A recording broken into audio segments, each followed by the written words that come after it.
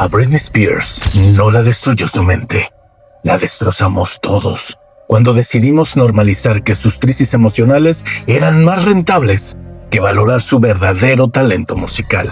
Y hoy, en Texto y Labia, te voy a revelar por qué deberíamos sentirnos culpables. It's killing me at night. Texto y Labia. Era 1998. El mundo registraba sus primeros rastros digitales con el nacimiento de Google y lloraba en los cines con Titanic. En medio de esa resaca noventera, la industria ejecutó su truco más efectivo: lanzar una inyección de dopamina empaquetada en una adolescente de 16 años vestida con uniforme de colegio católico, 2 coletas con pompones rosas y una canción que prometía cambiar el pop para siempre. Nadie se imaginaba que ese dulce auditivo se convertiría de la noche a la mañana en la estrella más reluciente del planeta. Pero en el negocio del entretenimiento, la luz blanca más brillante siempre se alimenta de la oscuridad más profunda. Lo que consumimos como el nacimiento de una Nobel princesa del pop, en realidad fue el inicio de una cacería humana. Hablemos claro. No nos bastaba con escuchar Baby One More Time. Nos obsesionamos con su cuerpo, con su vida. Nos surgía el plástico porque en el fondo, como bien teorizó Humberto Eco en su clásico Apocalípticos e Integrados, la cultura de masas no busca artistas auténticos, busca leyendas intercambiables que calmen nuestra propia ansiedad. Ahí fue que la industria descubrió que esta niña del sur de los Estados Unidos era la crisálida perfecta para fundar el negocio más lucrativo: el de la felicidad artificial. Pero le incrustó la etiqueta de precio a su propia condena.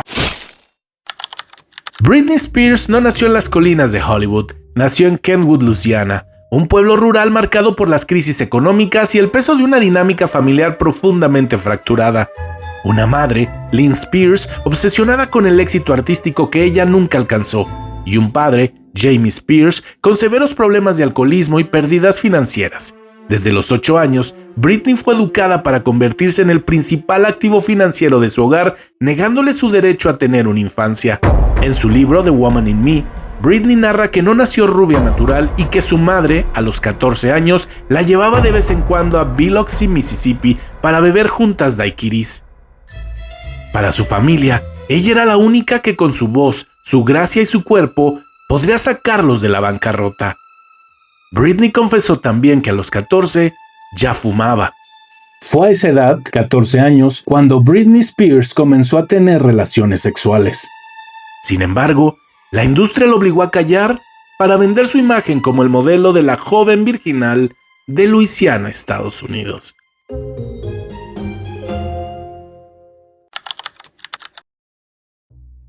Cuando Max Martin y Jive Records la firman a los 15 años, la industria sabía que tenía una mina de oro. En octubre de 1998 se lanza Baby One More Time. El impacto fue de no creerse.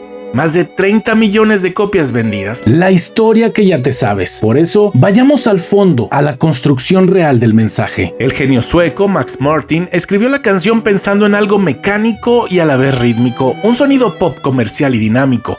Y el tono nasal de Britney surgió de forma orgánica en el estudio para darle un gancho juvenil y distintivo, aunque algunos han sugerido que decidió alterar deliberadamente la voz de Britney y lo obligaron a cantar en un registro mucho más bajo y nasal del que ella poseía de forma natural para representar una especie de fragilidad infantil expuesta y morbosa. Esos dichos han sido negados por la cantante y el músico.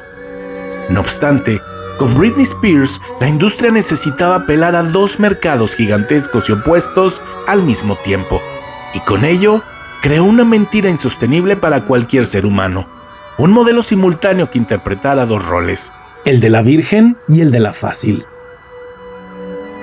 Tenía que ser la niña devota y conservadora del cinturón bíblico estadounidense del que venía, para no escandalizar a los padres de familia que compraban los discos a sus hijas e hijos, pero al mismo tiempo debía vestir camisas escolares amarradas y minifaldas en los videoclips, para saciar el voyerismo morboso del mercado mundial adulto y alimentar a la prensa sensacionalista.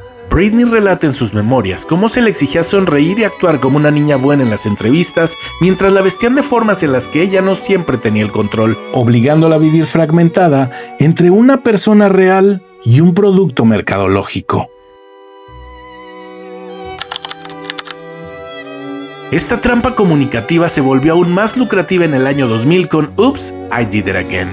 El uniforme escolar fue reemplazado por un traje de látex rojo súper ceñido. Y aquí la historia pública comienza a torcerse.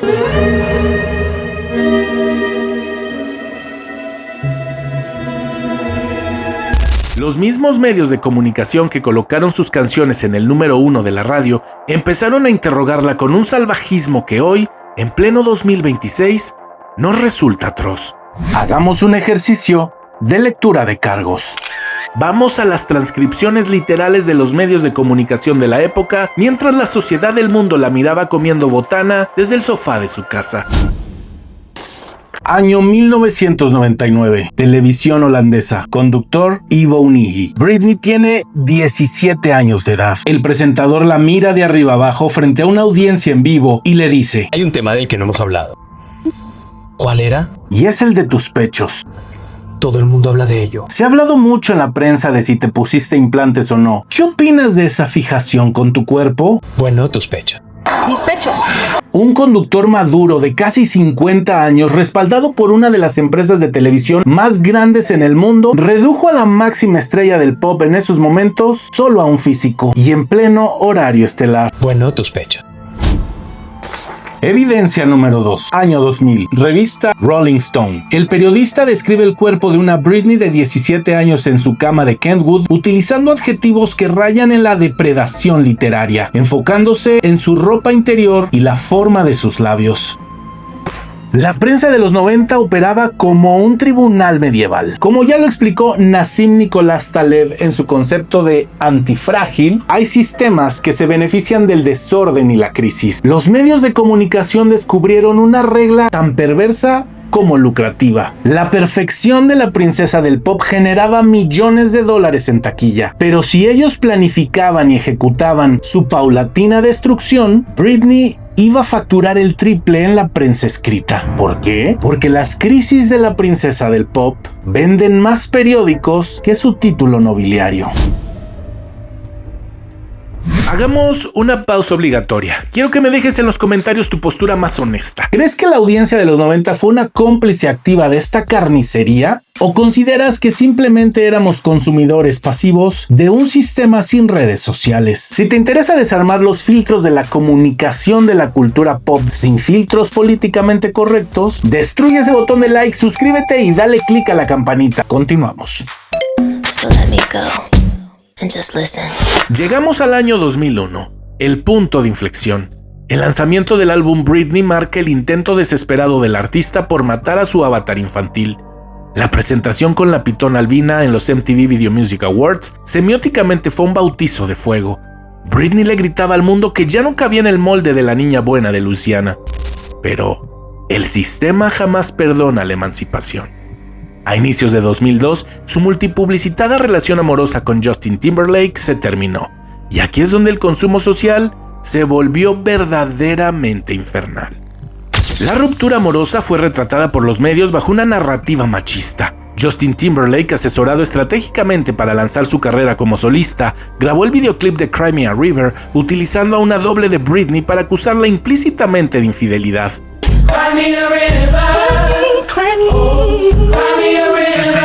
Lo peor, la prensa compró la historia de inmediato.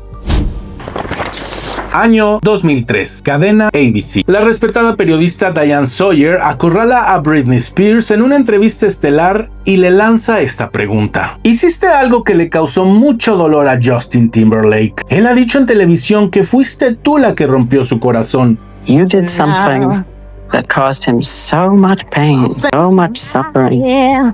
What did you do?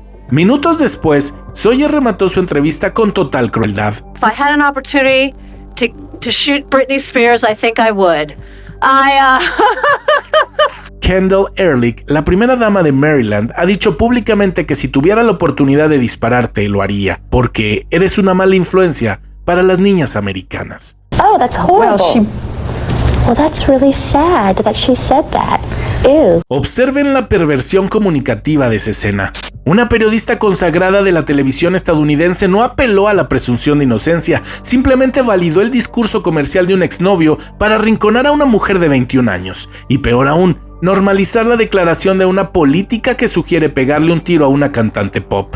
Además, el plan original de esa entrevista es una obra maestra del voyerismo. La cámara fija en un plano cerradísimo, esperando pacientemente el microgesto de llanto, buscando la lágrima exacta para justificar los cortes comerciales.